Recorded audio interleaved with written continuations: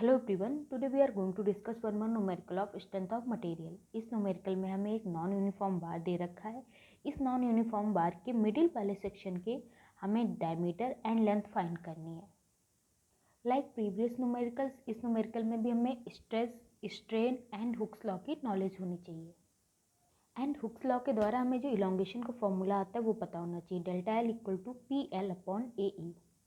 Now let's come to our numerical. Our numerical is the bar shown in figure is subjected to a tensile load of 160 kilonewton if the stress in the middle portion is limited to 150 Newton पर mm square.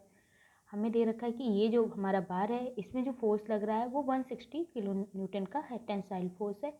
And जो stress generate हो रही है middle वाले section में वो कितनी है, 150 न्यूटन पर mm स्क्वायर है। देन हमें डिटरमाइन करना है diameter of the middle portion, find also the length of the middle portion का diameter and इसकी length find करनी है।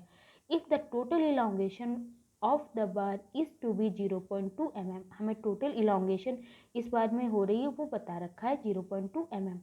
यंग्स मॉडुलस की वैल्यू हमें दे रखी है।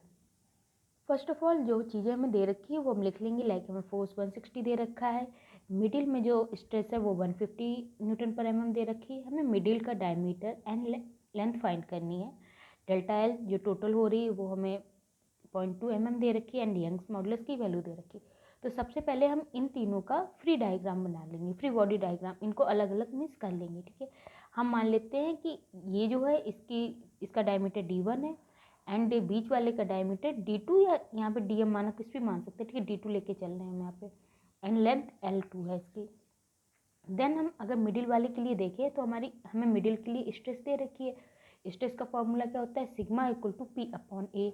P हमें दे रखा है, A हमें पता है ये यहाँ पे डायमीटर फाइंड करना है, इसका मतलब ये सर्कुलर होगा। सर्कुलर सेक्शन का एरिया क्या होता है, पाई आर स्क्वायर। D के टर्म में पाई बाई 4D, ये D2 है तो D2 स्क्वायर। सारी वैल्यूज दे रखी है, स्ट्रेस की वैल्यू में दे रखी है, P दे रखा है, पाई की वैल्यू में पता होती तो हम D2 की वैल्यू इजीली फाइंड कर लेंगे।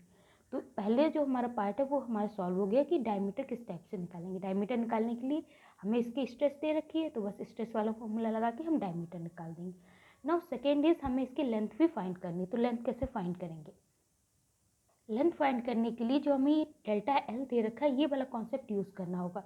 तो पहले तो हम देख लेते हैं कि इन दोनों को हम एक बॉक्स मान के चलेंगे। ठीक है, दोनों को मिला देते हैं तो इन दोनों की लेंथ क्या हो जाएगी, इसको अगर L1 मान लें तो L1 इक्वल टू 400 जो टोटल लेंथ थी माइनस L2, इसकी लेंथ हो जाएगी इन दोनों बॉक्सेस की लेंथ। इन दोनों बॉक्सेस का अगर क्रॉस सेक्शन एरिया देखा जाए तो इनका डायमीटर 6 सेंटीमीटर है तो cross section area 2826 mm square आ जाएगा। सिमिलरली अब हमारे पास इसका डायमीटर आ गया है तो हम इसके लिए भी A2 के लिए भी एरिया फाइंड कर लेंगे।